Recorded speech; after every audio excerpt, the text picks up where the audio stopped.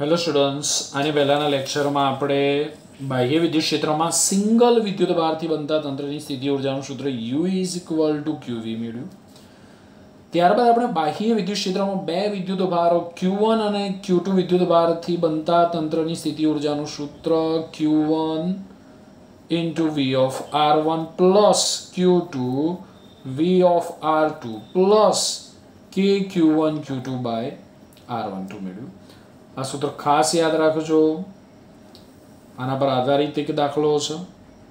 તો બાહ્ય વિદ્યુત ક્ષેત્રમાં બે વિદ્યુત ભારોથી બનતા તંત્રની સ્થિતિ ઊર્જાનું સૂત્ર U બરાબર Q1 V of R1 plus Q2 V of R2 plus KQ1 Q2 by R12 થાય. આજના લેક્ચરમાં આપણે કોઈ પણ પ્રકારના બાહ્ય વિદ્યુત ક્ષેત્રની ગેરહાજરીમાં બે વિદ્યુત ભારોથી બનતા તંત્રની સ્થિતિ ઊર્જા અને ત્રણ વિદ્યુત ભારોથી બનતા તંત્રની સ્થિતિ ઊર્જાનું સૂત્ર મેળવીશું. અહીંયા કોઈ એક્સટર્નલ ઇલેક્ટ્રિક ફિલ્ડ નથી, ખાસ ધ્યાન રાખજો. અને એમાં આપણે બે વિદ્યુત ભારોથી બનતા તંત્રની સ્થિતિ ઊર્જા અને ત્રણ વિદ્યુત ભારોથી બનતા તંત્રની સ્થિતિ ઊર્જાનું સૂત્ર મેળવીશું. હવે તંત્ર એટલે શું? તો તંત્ર એટલે બે કે બે કરતાં વધારે વિદ્યુત ભારોથી બનતી રચના, એટલે આપણે તંત્ર કહી શકીએ. તો આપણે જો તંત્ર તૈયાર કરવું હોય તો એ તંત્રની અંદર જે ઘટક વિદ્યુત ભારો છે એ ઘટક વિદ્યુત ભારોને આપણે અનંત અંતરેથી તંત્રમાં લાવવા માટે જે કાર્ય કરવું પડે એ કાર્ય તંત્રમાં સ્થિતિ ઊર્જા સ્વરૂપે સંગ્રહ પામે છે. તો તંત્રની વિદ્યુતીય સ્થિતિ ઊર્જા એટલે શું? તો કોઈ પણ વિદ્યુત ભાર તંત્ર તૈયાર કરવા માટે તેના ઘટક વિદ્યુત ભારોને અનંત અંતરેથી તંત્રમાં લાવવા માટે કરવા પડતા કાર્યને તંત્રની વિદ્યુતીય સ્થિતિ ઊર્જા કહે છે.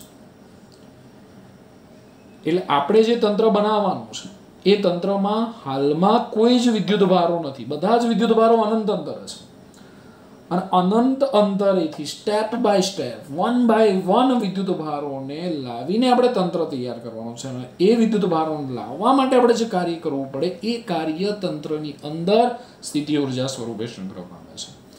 તો મેં અહીંયા આકૃતિમાં ત્રણ વિદ્યુત ભારોથી બનેલું તંત્ર દર્શાવેલું છે. આકૃતિમાં દર્શાવેલું છે Q1, Q2 અને Q3 વિદ્યુત ભારોને અનુક્રમે A, B અને C બિંદુઓ પર મૂકેલા છે. મિત્રો એક ખાસ ધ્યાન રાખજો કે પ્રારંભમાં આ બધા જ વિદ્યુત ભારો બધા એટલે કે ત્રણ વિદ્યુત ભારો Q1, Q2 અને Q3 એકબીજાથી અનંત અંતરે આવેલા છે. અનંત અંતરે આવેલા હોવાથી આ વિદ્યુત ભારો વચ્ચે લાગતું વિદ્યુતીય બળ અને સ્થિતિ ઊર્જા શૂન્ય થશે. આમ પણ આપણને ખબર છે કે ભાઈ આપણે અનંત અંતરે સ્થિતિ ઊર્જા કેવી લઈએ છીએ? શૂન્ય લઈએ છીએ. તો આ જે ત્રણ વિદ્યુત ભારો છે એ ત્રણ વિદ્યુત ભારો હાલમાં અનંત અંતરે આવેલા છે. અને આ ત્રણ વિદ્યુત ભારોને 1 by 1 સ્ટેપ બાય સ્ટેપ આપણે A, B અને C બિંદુ પાસે લાવવા માટે કરવું પડતું કાર્ય શોધવાનું છે. અગાઉ પણ મેં તમને કીધું કે બધી થિયરી એક જ કન્સેપ્ટ ઉપર ચાલી રહી છે. આ થિયરી પણ આગળ ચાલેલા કન્સેપ્ટ પર જ આધારિત છે.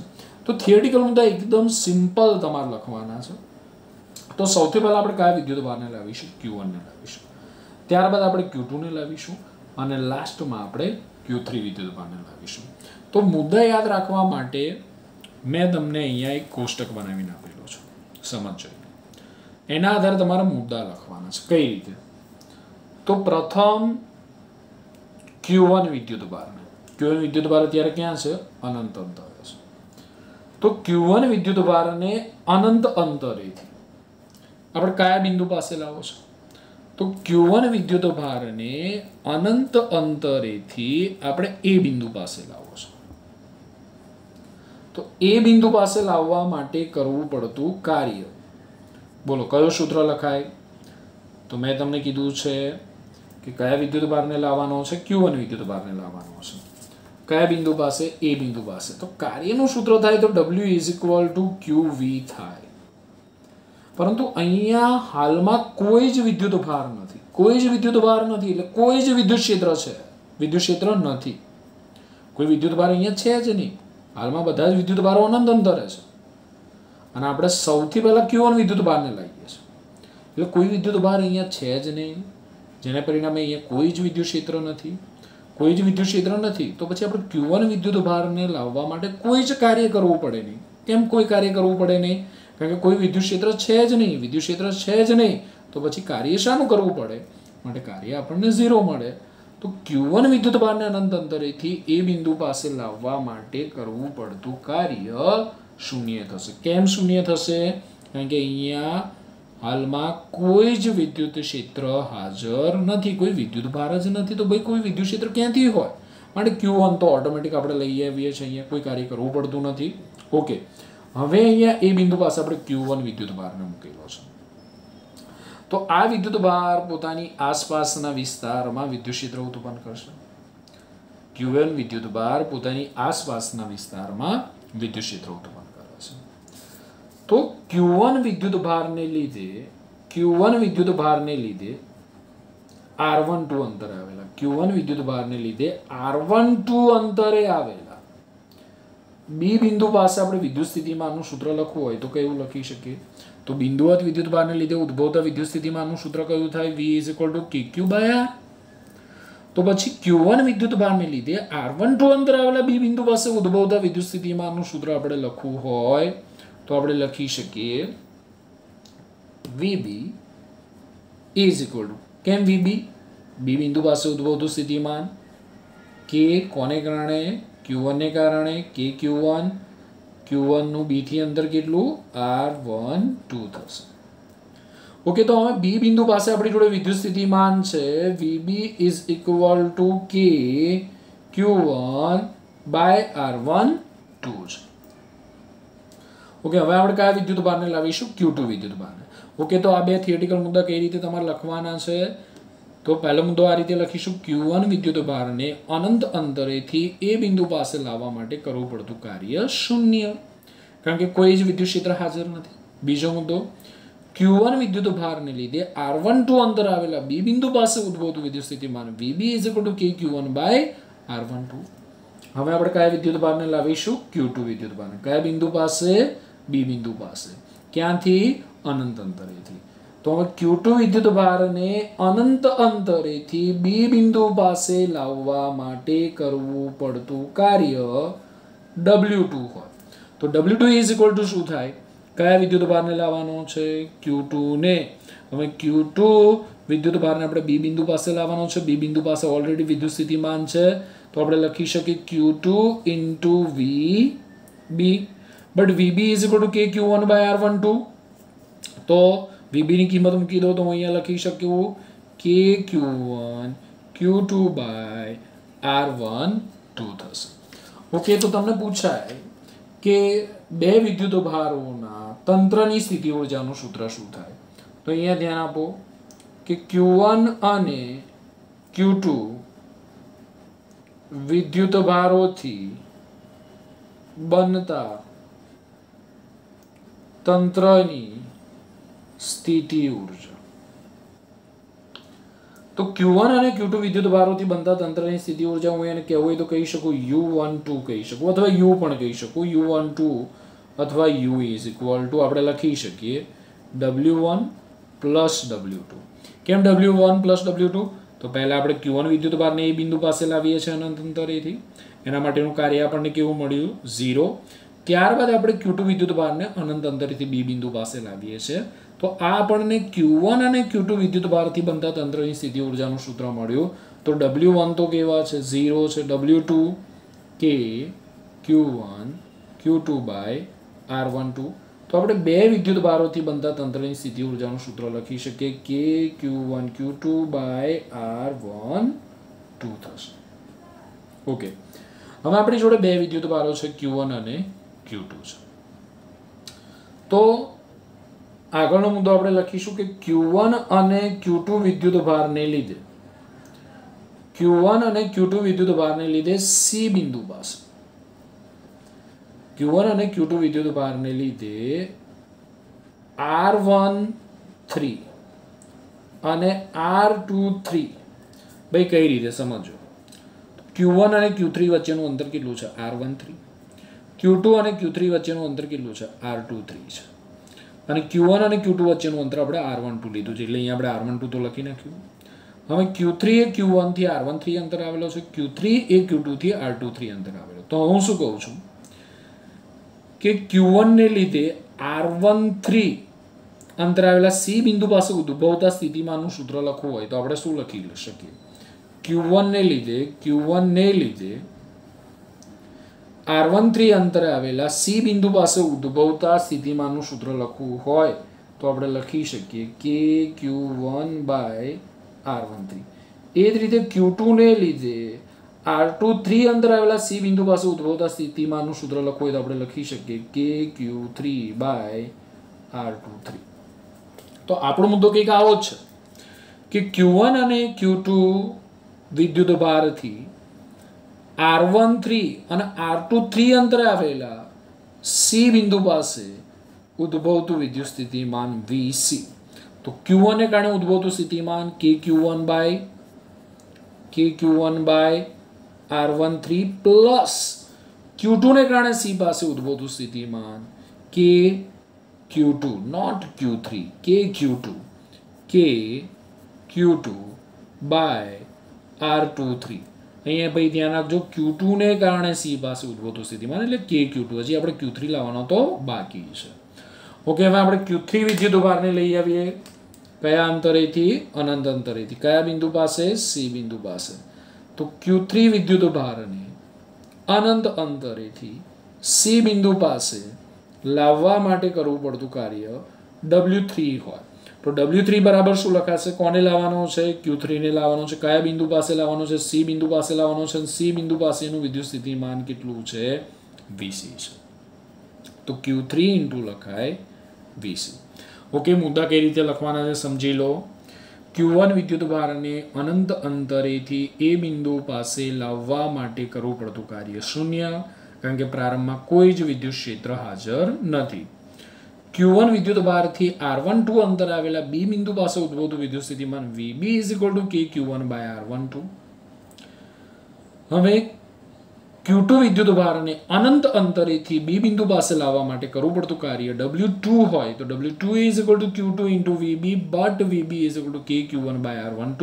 Therefore KQ1 Q2 by R12. હવે Q1 અને Q2 વિદ્યુત ભારથી R13 અને R23 અંતરે આવેલા C બિંદુ પાસે ઉદ્ભવતું વિદ્યુત સ્થિતિમાન Vc = KQ1 by R13 plus KQ2 by R23 થશે.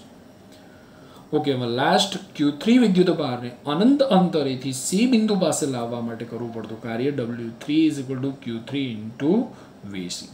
આપણે W = QV સૂત્રનો ઉપયોગ કર્યો છે તો હું Q3 ને એમને એમ જ લખું. Q3 Vc आ रहा है KQ1 by R13 plus KQ2 by R23. Okay, અંદર ગુણી નાખીએ Q3 ને તો W3 = આપણને મળશે KQ1 Q3 by R13 plus KQ2 Q3 by R23 મળશે. ઓકે, ક્યાંય ભૂલ નથી ને? KQ1 Q3 by R13 plus KQ2 Q3 by R23. હવે આપણે ત્રણ વિદ્યુત ભારોથી બનતા તંત્રની સ્થિતિ ઊર્જાનું સૂત્ર લખવું હોય તો આ રીતે લખી શકાય કે Q1 Q2 અને Q3 વિદ્યુત ભારોથી બનતા તંત્રની સ્થિતિ ઊર્જા. Q1 Q2 અને Q3 વિદ્યુત ભારોથી બનતા તંત્રની સ્થિતિ ઊર્જા એને હું U વડે દર્શાવું તો આપણે જે કાર્ય કરવું પડ્યું W1 W2 W3 નો સરવાળો કરવામાં આવે એટલે ત્રણેય વિદ્યુત ભારોથી બનતા તંત્રની સ્થિતિ ઊર્જા મળે. માટે આપણે લખી શકીએ U = W1 તો 0, W2 = W1 0 છે, W2 = KQ1 Q2 KQ1 Q2 by R12 plus W3 = હું પહેલા આ પદ લખી નાખું તો KQ2 Q3 by R23 plus KQ1 Q3 by R13. આ ત્રણ વિદ્યુત ભારોથી બનતા તંત્રની સ્થિતિ ઊર્જાનું સૂત્ર થશે. વ્યાપક રીતે આ સમીકરણને લખવું હોય તો આપણે આ રીતે લખી શકીએ. વ્યાપક રીતે ધ્યાન આપજો. uij is equal to k qi qj by rij, જ્યાં I always less than j. તમે જો અહીંયા 1 2 2 3 1 3 એટલે અહીંયા I always less than j. તો આ વ્યાપક રીતે આ સમીકરણ લખવું હોય તો આ રીતે આપણે લખી શકીએ છીએ. uij is equal to k qi qj by rij, અને જે આપણને ખબર k is equal to 1 by 4 pi epsilon 0 થાય છે. ઓકે, તો આ રીતે આપણે આ થિયરી લખીશું. હવે એમસીક્યુ કેવા પૂછાય છે આ થિયરી ઉપરથી, તો એકાદ બે આપણે એમસીક્યુ સમજીએ એટલે આપણને આઈડિયા આવે આ થિયરીનો વધારે. દોસ્તો આ ખાસ ધ્યાન રાખજો, આ બાહ્ય વિદ્યુત ક્ષેત્રની ગેરહાજરીમાં 2 વિદ્યુતભારોથી બનતા તંત્રની સ્થિતિ ઉર્જા અને 3 વિદ્યુતભારોથી બનતા તંત્રની સ્થિતિ ઉર્જાનું સૂત્ર થયું છે. ચલો તમને એક ત્રિકોણ આપી દેવામાં આવે.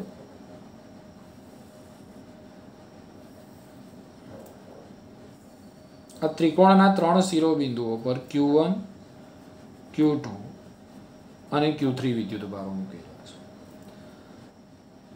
ત્રિકોણ ત્રણેય બાજુઓની લંબાઈ અનુક્રમે R R અને R છે. હવે તમને પૂછે કે આ તંત્રની સ્થિતિ ઉર્જા શું થાય, તો સિમ્પલ છે. અહીંયા કેટલી જોડીઓ બને છે એ જોડીઓ તમારે બનાવવાની. તો આ એક જોડ, આ બીજી જોડ, આ ત્રીજી જોડ. તો અહીંયા તંત્રની સ્થિતિ ઉર્જા થશે U is equal to, જો ત્રિકોણના ત્રણેય શિરોબિંદુઓ પર Q1 Q2 Q3 વિદ્યુતભાર મૂકવામાં આવે તો તંત્રની સ્થિતિ ઉર્જા U બરાબર આપણે લખી શકીએ. એક જોડ મળશે 1 2, બીજી જોડ મળશે આપણને 2 3 અને ત્રીજી જોડ આપણને મળશે 1 3. એક જોડ આપણને મળશે 1 2, બીજી જોડ મળશે 2 3, ત્રીજી જોડ મળશે 1 3. તો આ બે જોડો અથવા આ બે વિદ્યુતભારોથી બનતા તંત્રની સ્થિતિ ઉર્જાનું સૂત્ર લખવું હોય, Q1 અને Q2 વિદ્યુતભારથી બનતા તંત્રની સ્થિતિ ઉર્જાનું સૂત્ર, તો આપણે આ રીતે લખી શકીએ k Q1 Q2 by R12. એ જ રીતે આ 2 અને 3 વિદ્યુતભારથી બનતા તંત્રની સ્થિતિ ઉર્જાનું સૂત્ર લખવું હોય તો k Q2 Q3 by આપણે લખી શકીએ R23 પ્લસ Q1 અને Q3 વિદ્યુતભારથી બનતા તંત્રની સ્થિતિ ઉર્જાનું સૂત્ર લખવું હોય તો k Q1 Q3 by આપણે લખી શકીએ R13. પણ તમને ચોરસ આપેલું હોય અને ચોરસના 4 શિરોબિંદુઓ પર અનુક્રમે Q1 Q2 Q3 અને Q4 વિદ્યુતભાર મૂકેલો હોય. ધારો કે ચોરસની ચારેય બાજુઓની લંબાઈ R R R છે, તો આ તંત્રની સ્થિતિ ઉર્જા શું થાય? તો સિમ્પલ તમારે અહીંયા જોડીઓ જ બનાવવાની છે. તો કઈ જોડીઓ બનશે જુઓ જરા. એક તો પહેલી જોડ બનશે U12, બીજી જોડ બનશે U23, ત્રીજી જોડ બનશે U34 અને ચોથી જોડ બનશે U14. આની સિવાય કોઈ જોડ બનશે? યસ. તો આની સિવાય બાકીની બે જોડો બનશે ચોરસના વિકર્ણો. એટલે એક આપણને વિકર્ણના સ્વરૂપમાં જોડ મળશે U13 અને બીજી આપણને વિકર્ણના સ્વરૂપમાં જોડ મળશે U24 મળશે. તો ટોટલ કેટલી જોડ થઈ? 6. તો તંત્રની સ્થિતિ ઉર્જા આપણે લખવી હોય તો આ રીતે લખી શકીએ U is equal to U12 plus U23 plus U34 plus U14 plus વિકર્ણોના સ્વરૂપમાં આપણને બે જોડો મળી ગઈ U13 plus U24. ઓકે, હવે U12 એટલે Q1 અને Q2 વિદ્યુતભારથી બનતા તંત્રની સ્થિતિ ઉર્જાનું સૂત્ર k Q1 Q2 by R. ચલો Q2 અને Q3 વિદ્યુતભારથી બનતા તંત્રની સ્થિતિ ઉર્જાનું સૂત્ર k Q2 Q3 by R. U34 બરાબર લખી શકીએ k Q3 Q4 by R plus U14 બરાબર લખી શકાય k Q1 Q4 by R. મેં ડિસ્ટન્સ R જ રાખેલા છે. હવે U13 બરાબર શું લખાય? તો plus k Q1 Q3 by okay, તો ચોરસના વિકર્ણની લંબાઈ કેટલી હોય? તો ચોરસના વિકર્ણની લંબાઈ √2r થશે. બરાબર છે. કઈ રીતે થાય મેં અગાઉ શીખવાડેલું છે, અથવા આની અંદર તમે પાયથાગોરસના પ્રમેયનો ઉપયોગ કરો, આની અંદર કાટકોણ ત્રિકોણની અંદર, તો √2r મળશે. માટે આપણે લખી શકીએ √2r થશે. Plus u24 is equal to લખાશે કે q2 q4 બાય √2r થશે. ઓકે, તો આપણને u બરાબર અહીંયા 6 જોડો મળી. હું તમને કહું કે જો q1 is equal to q2 is equal to q3 is equal to q4 is equal to q હોય તો આપણને આન્સર શું મળશે? તો અહીંયા u is equal to q1 q2 is equal to q, q2 q3 is equal to q, q3 q4 is equal to q, q1 q4 is equal to q, q1 q3 is equal to q, q2 q4 is equal to q. તો q1 q2 q square, તો બધા પદમાંથી common